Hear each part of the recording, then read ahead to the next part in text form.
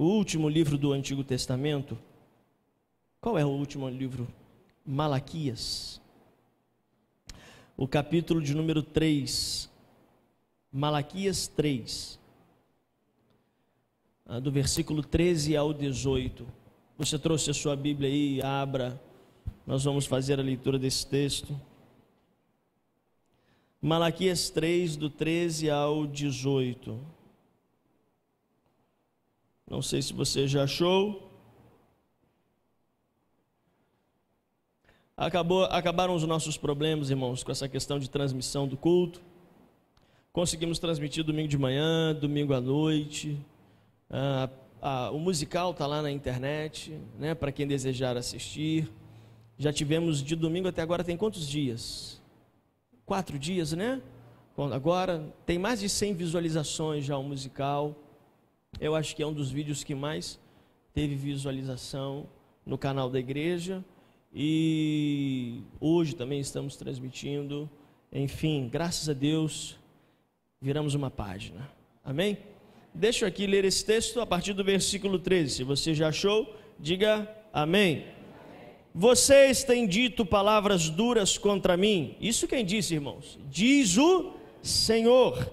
Ainda assim perguntam: o que temos falado contra ti? Vocês dizem: é inútil servir a Deus. O que ganhamos obedecendo, quando obedecemos aos seus preceitos e ficamos nos lamentando diante do Senhor dos Exércitos?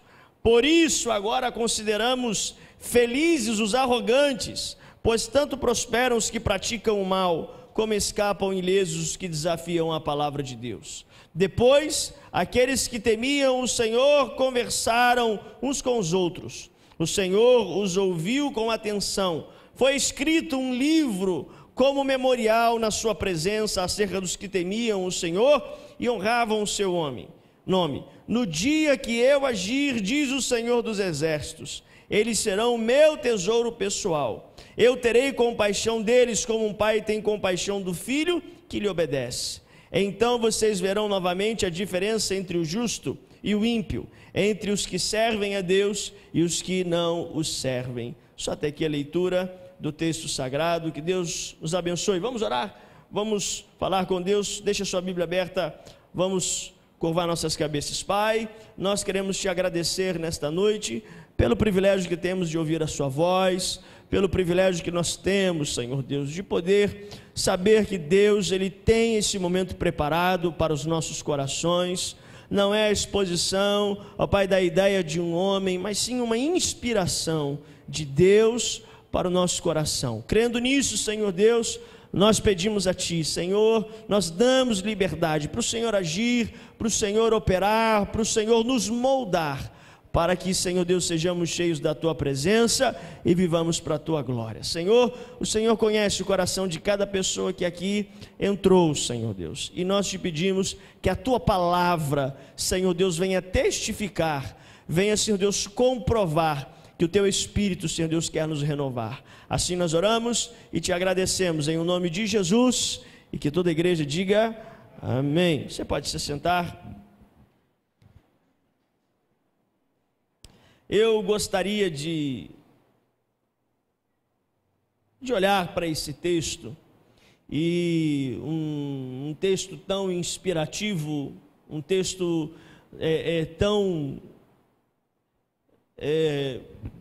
que demonstra o amor de Deus para com o povo, um Deus que não se esquece de um povo, e olhar e dizer para os irmãos: eu não sei se você gosta ou não, eu não sei se você já passou ou não, ou se você está passando, mas nós não gostamos muito dos desertos da vida.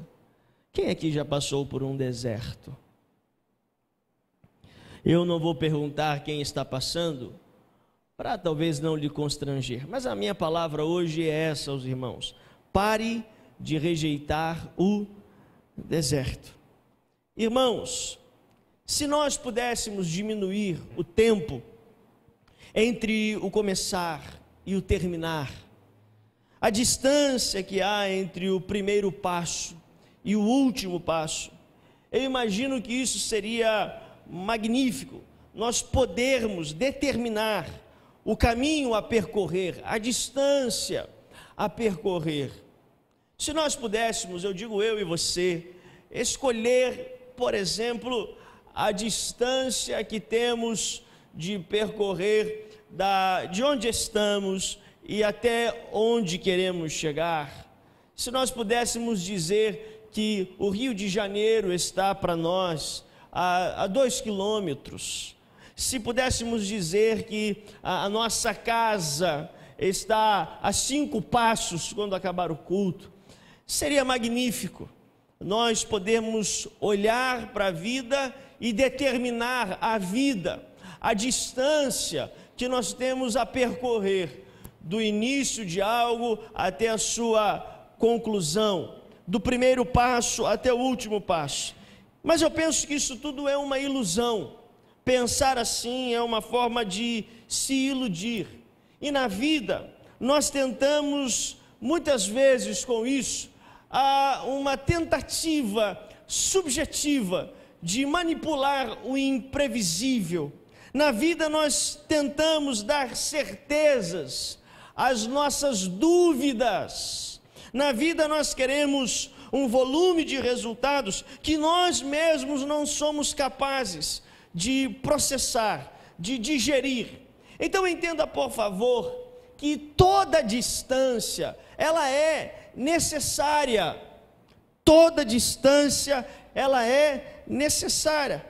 E que o tempo, ele é indispensável para que nós possamos processar, para que nós possamos digerir, que existem coisas na nossa vida, na minha e na sua vida, que se nós não passarmos por isso, se nós não vivermos isso, isso vai significar para nós um não amadurecer, isso vai significar para nós não estar pronto para o resultado que nós pretendemos alcançar, almejamos na nossa vida.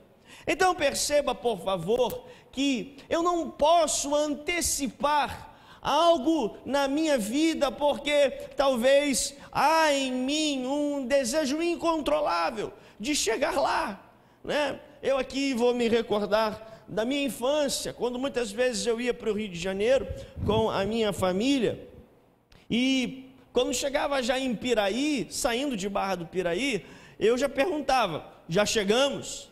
Né? Já chegou? Quem aqui já andou com criança dentro do carro em viagem sabe que é assim. A criança sempre pergunta: está chegando? Já chegou? Porque a criança, ela não tem essa maturidade de saber que precisa esperar, de saber que precisa aguardar. E aí nós vamos então olhando para isso e percebendo nisso, que se nós não passarmos por determinadas situações, nós não vamos estar maduros, nós não vamos estar prontos para o resultado que almejamos. Deixa eu aqui dar uma informação para você.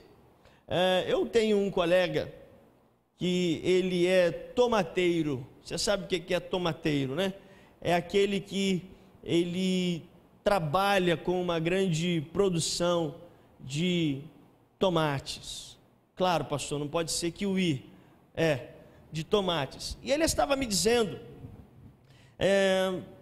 esses dias nós estávamos conversando aqui na igreja, e ele estava me dizendo: pastor, tudo que nasce e cresce antes do tempo tem algum problema, porque tem um tempo certo, né? Tem um tempo previsto, e se nós chegarmos lá e percebermos que existe alguma coisa que veio antes do tempo, né? Ou é milagre, ou está com alguma situação ali complicada, ou está havendo alguma transformação naquilo ali. Eu não sei se você já presenciou a criação que nós hoje temos muito aqui na nossa região, que é a criação de gado, que é a criação de aves. Nós temos muito aqui na nossa região, em Barra do Piraí, nós já tivemos fazendas com criação de porcos, de aves, também de gados. Até hoje nós temos ainda na nossa região.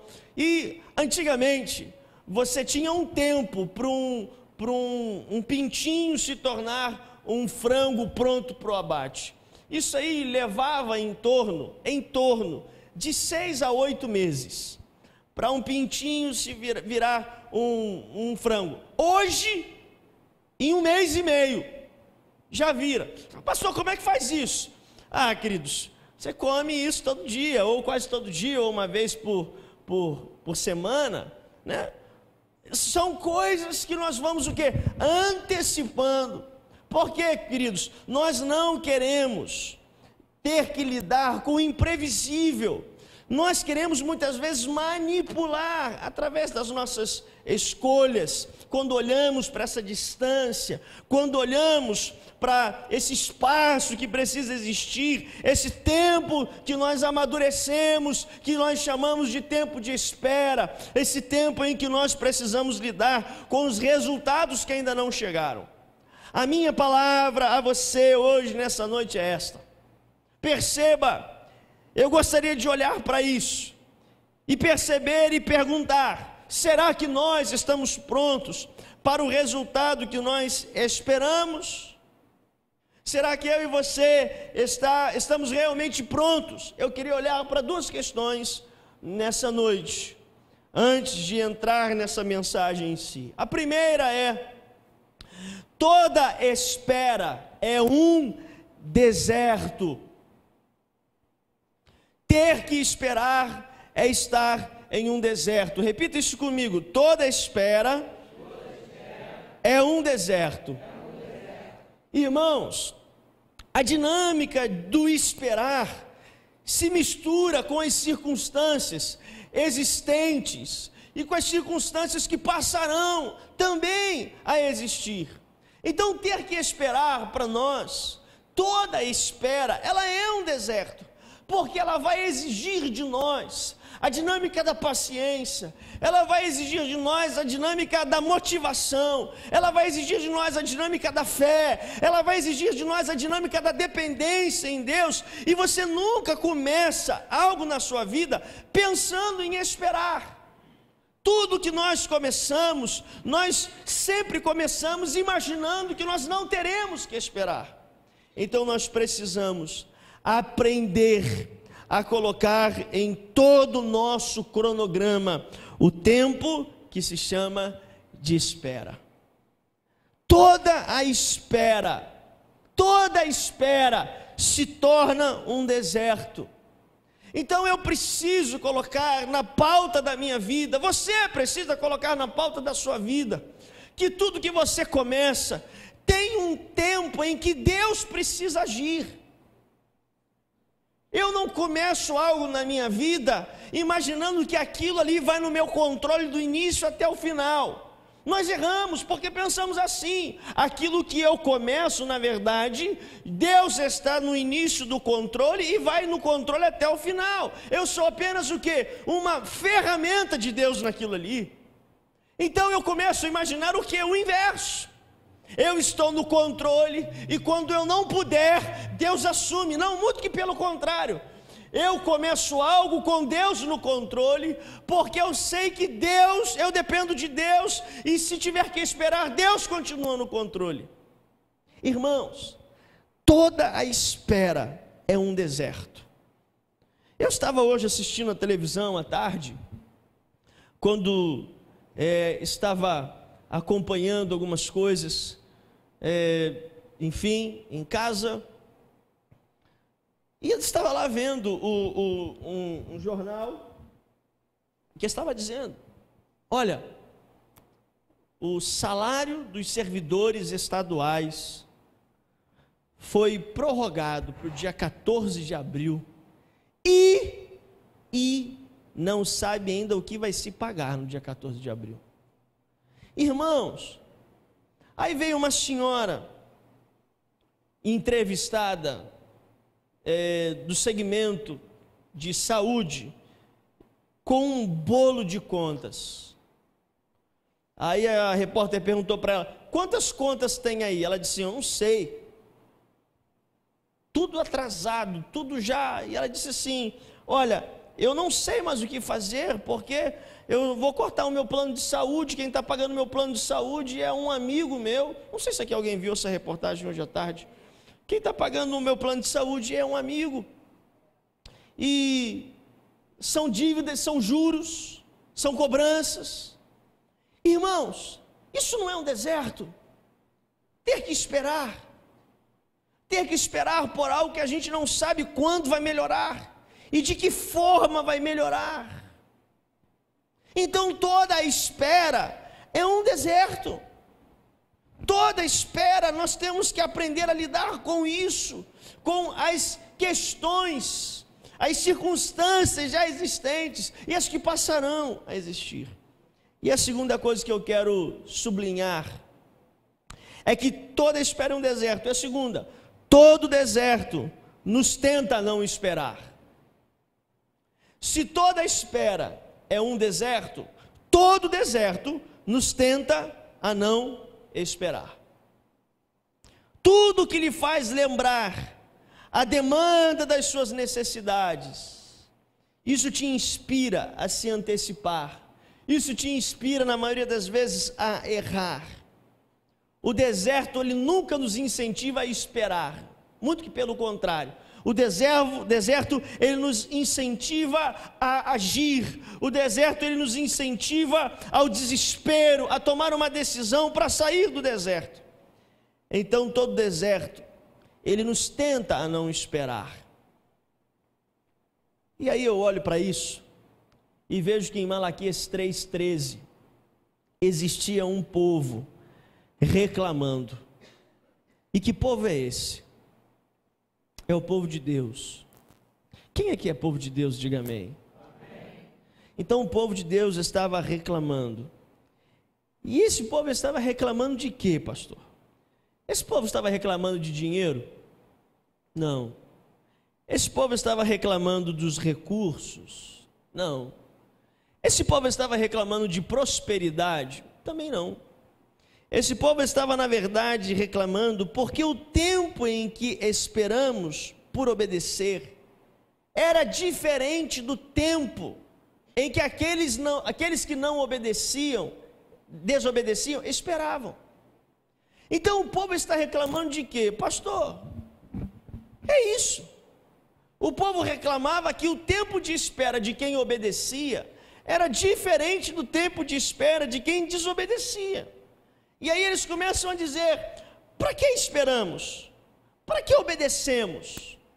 Se o tempo de espera daqueles que zombam, daqueles que de uma certa forma não vivem, eles desafiam a Deus, eles são bem-sucedidos, eles prosperam. O povo não está falando de prosperidade, de dinheiro, o povo está falando de espera.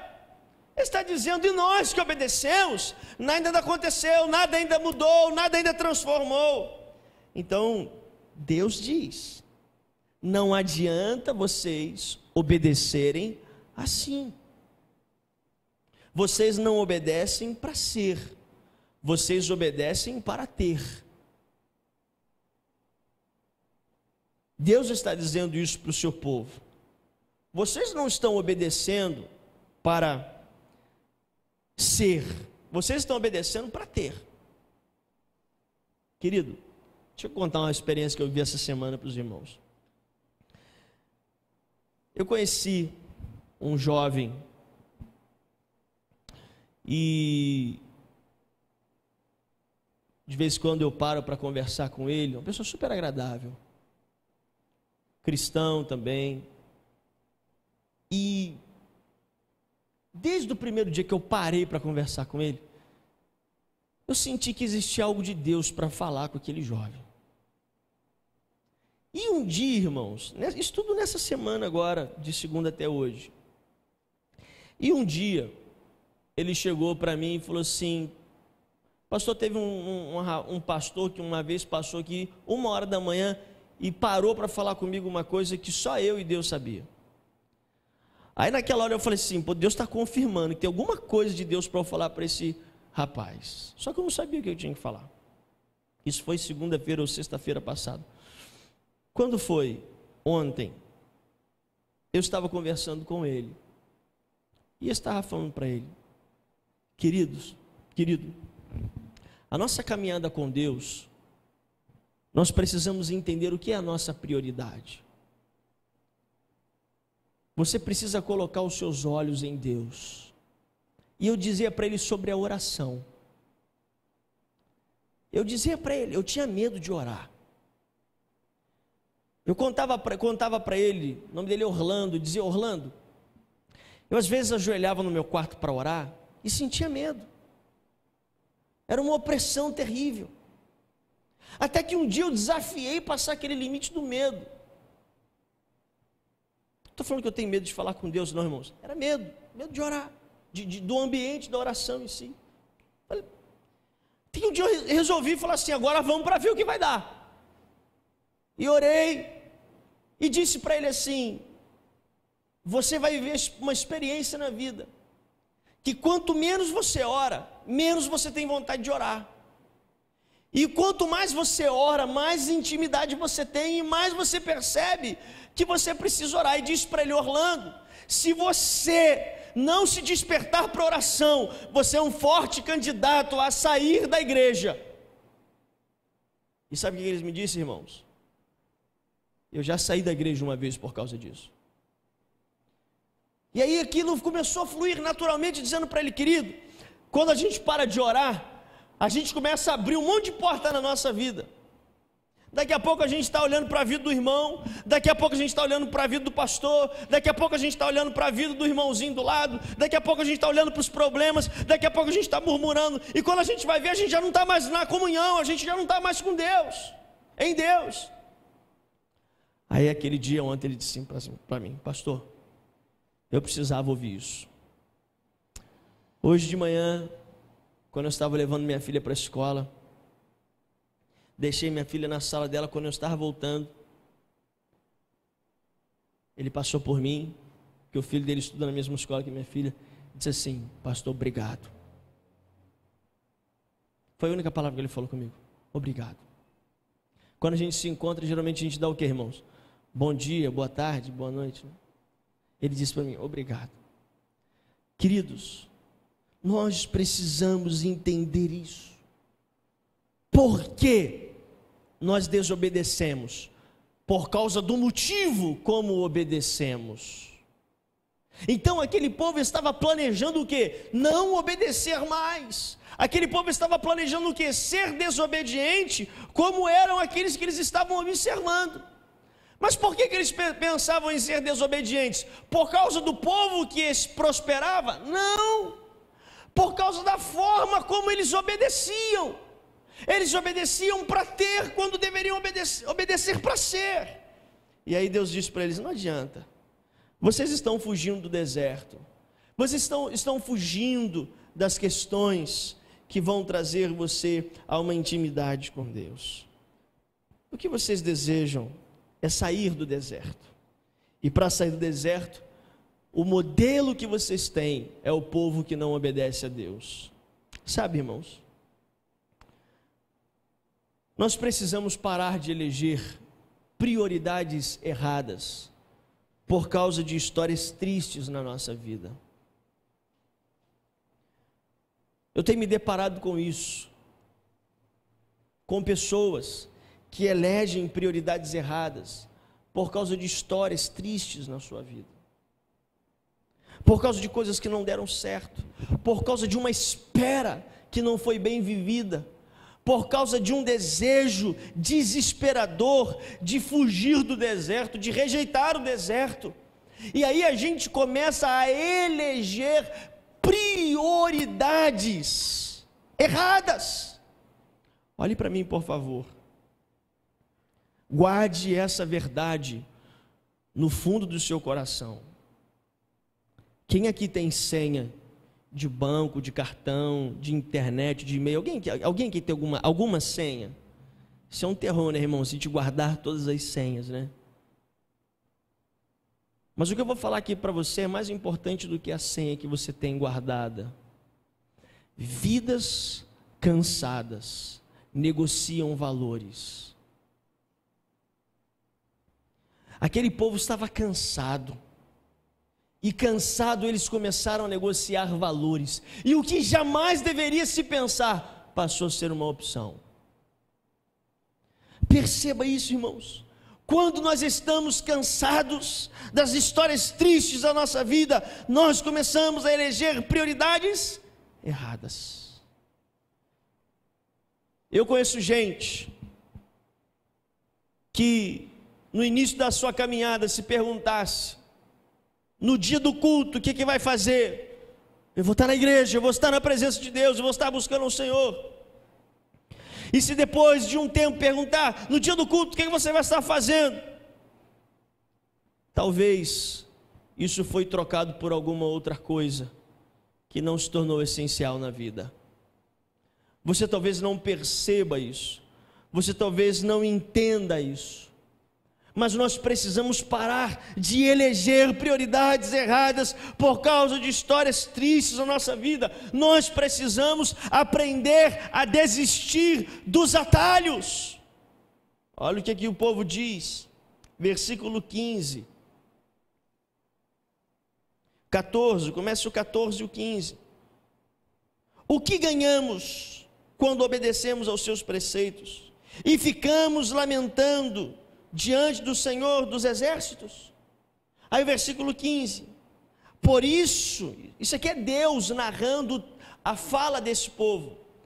Aí Deus agora está narrando, por isso, Deus está dizendo que ouviu. Irmãos, aqui é uma diferença muito grande de eu falar aqui o que você diz e de Deus falar o que Ele sabe do seu coração. Eu posso falar o que eu imagino ou o que você diz, mas quando Deus está repetindo o que Ele leu no seu coração é diferente. Olha o que Deus está dizendo. Por isso agora, vocês, no coração de vocês, vocês começam a quê? Considerar felizes os arrogantes, pois tanto prosperam os que praticam o mal, como escapam ilesos os que desafiam a Deus. Em outras palavras, Deus está dizendo para aquele povo que vocês precisam parar de querer buscar atalhos. Irmãos, nós precisamos aprender a desistir de atalhos na vida. Tem muito crente atrás de atalho. Tem muita gente que deveria ser uma bênção atrás de atalho. Deixa eu aqui dar uma palavra de Deus para você. Não adianta nada você vir aqui hoje, receber a unção com óleo na sua vida, se quando sair desse lugar, a sua primeira vontade é ser como os arrogantes que desafiam a Deus e têm prosperidade. Nós precisamos entender o que? Na nossa vida não tem atalhos. Eles estão dizendo, do que adianta nós obedecermos a Deus? Do que adianta nós ficarmos lamentando? Por isso nós consideramos felizes os arrogantes. Eu estou com Deus. Quem aqui está com Deus? Diga amém. Amém. Mas eu preciso dizer para mim, com Deus não existe atalhos. Repita isso comigo, com Deus não existe atalhos. Agora eu vou dividir o que muita gente diz que não se divide. O povo de Deus e o povo que desafiava Deus. Quem é que se tornou exemplo aqui nesse texto, irmãos? O povo que desafiava Deus. Sejamos como eles. Quem? Esse povo é um exemplo, porque eles desafiam a Deus, fazem tudo errado e prosperam. Queridos, o pior exemplo de alguém nunca será um bom exemplo para a sua vida com Deus. É errado, mesmo que todo mundo esteja fazendo, e pode ser certo, mesmo que somente você esteja fazendo. Aprenda isso. O povo olha para os que desafiavam a Deus e dizem o quê? Você é igual a eles. Por quê? Porque isso é exemplo. Que exemplo? Queridos, nós estamos vivendo um tempo em que esperar virou besteira. A diaconisa Amara leu aqui o Salmo 40. Esperei com paciência no... Tem gente que está arrancando o Salmo 40 da Bíblia. Não dá para esperar. Eu não quero continuar nesse deserto. Eu não quero continuar nessa vida. E a minha última palavra a você nessa noite, querido. Minha última palavra ao seu coração. O que esse povo está fazendo olhando para a vida de ímpio? O que o povo de Deus está fazendo olhando para a vida de ímpio?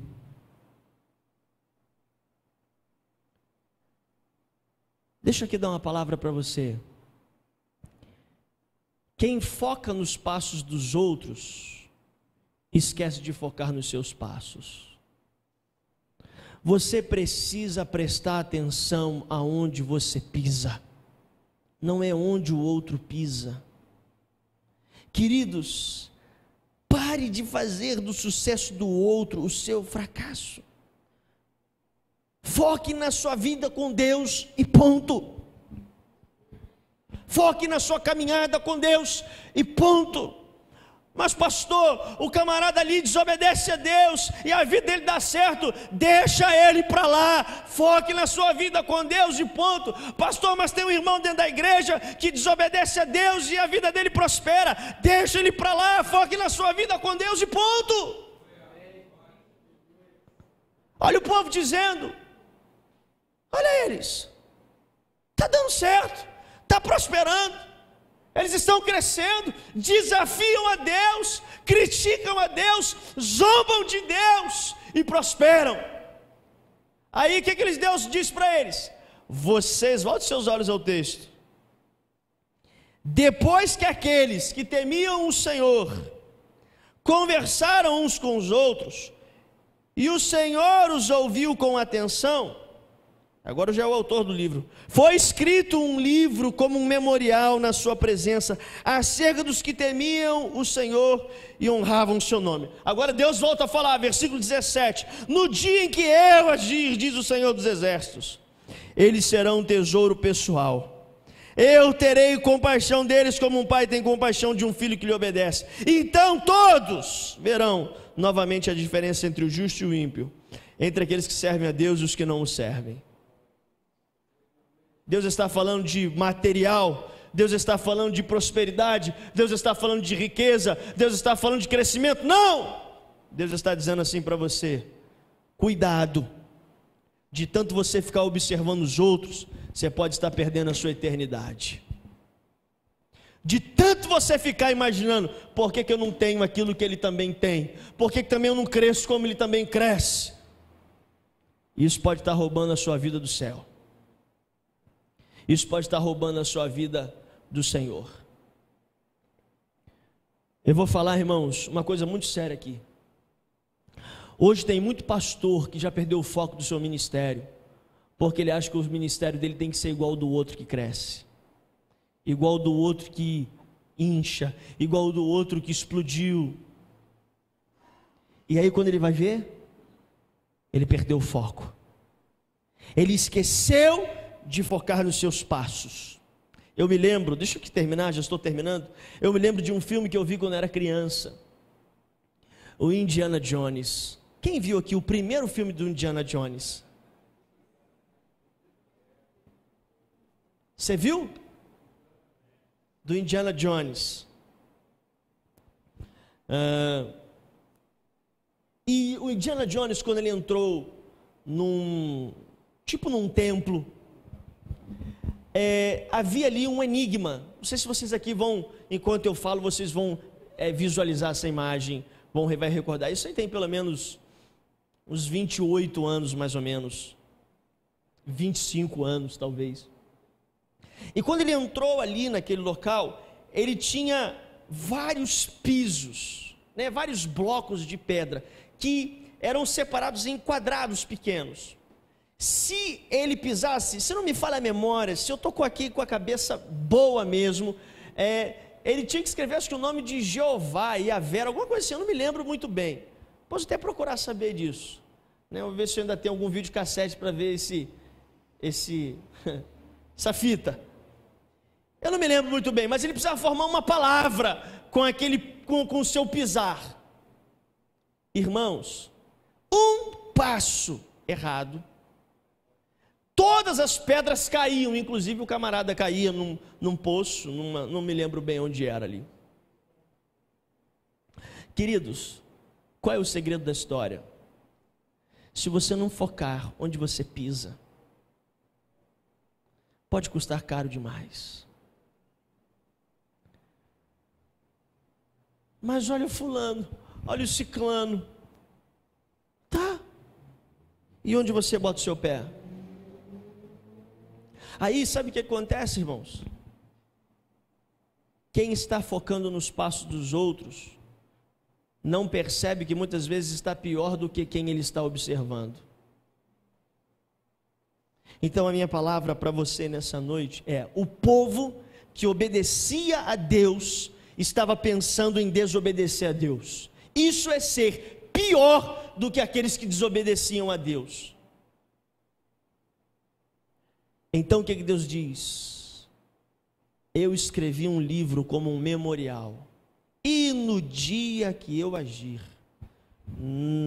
riqueza vai fazer diferença? Não. O que vocês olharam vai fazer diferença? Não. Vocês verão a diferença entre o ímpio e o justo, entre aqueles que servem e os que não o servem. A minha palavra para você hoje nessa unção, querido: pare de rejeitar o deserto. É lá no deserto que nós aprendemos a esperar. É lá no deserto que nós aprendemos a focar nos nossos passos, a dizer: eu sei onde eu tenho que botar o pé. Eu tenho que botar o pé onde Deus está fazendo sombra. Eu tenho que botar o pé onde Deus está providenciando o seguro, o abrigo. Não é querer procurar atalhos. Observe isso, querido. Nós temos que muitas vezes esperar. Nós temos que muitas vezes colocar a cabeça, aprender, não por causa das histórias tristes da nossa vida, começar a eleger prioridades erradas. A minha prioridade é honrar a Deus, a minha prioridade é servir a Deus, a minha prioridade é estar na presença de Deus. Eu posso estar cansado de estar no deserto, mas eu não estou cansado de ser fiel a Deus e motivado a segui-lo. Pare de rejeitar o deserto. Passe pelo deserto, mas passe pelo deserto esperando no Senhor. Como diz aí uma canção, como a galera diz, uma canção de fogo: eu vou passando pela prova, dando glória a Deus, servindo ao Senhor. Não vou cantar aqui não, porque alguém pode se empolgar, levantar, né? Mas aprenda isso. Nós rejeitamos os desertos porque nós não queremos esperar. Pare de rejeitar o deserto. Vale a pena esperar no Senhor. Vale a pena dizer: Deus, que a minha esperança esteja em Ti. Irmãos, eu fico imaginando, quem está passando por tudo isso e não tem esperança em Deus? Quem está passando por tudo isso e a confiança não está em Deus? Eu vou aqui, não é profetizar problema não, mas eu vou aqui falar uma verdade que não é nem uma profecia, é uma consequência. A gente vai começar agora, daqui a pouco, ver muito homem, muita mulher, que nunca roubou, vai começar a roubar. A gente vai começar a ver muita gente nesse período começar a infartar, começar a ter problemas, mal súbitos, desespero, agonia. Sabe por quê, queridos? Não sabem o que é esperar em Deus. O deserto é um problema para quem não sabe esperar em Deus. A gente elege prioridades erradas. Viva o deserto esperando no Senhor. Que esta unção hoje seja para você dizer: eu preciso saber que os meus passos, eu preciso botar o foco nos meus passos. O que eu estou fazendo da minha vida? Olhando para quem desafia Deus e prospera. Pastor, mas está lá. Deixa ele. Vai chegar o dia em que o Senhor vai agir. Deixa ele. E o que você está fazendo? Eu estou buscando mais a Deus. A gente está perdendo tempo olhando para isso. O povo deveria estar tendo tempo de intimidade e estava perdendo tempo olhando para passos errados. Que Deus nos abençoe, irmãos. Em nome de Jesus, vamos nos colocar de pé.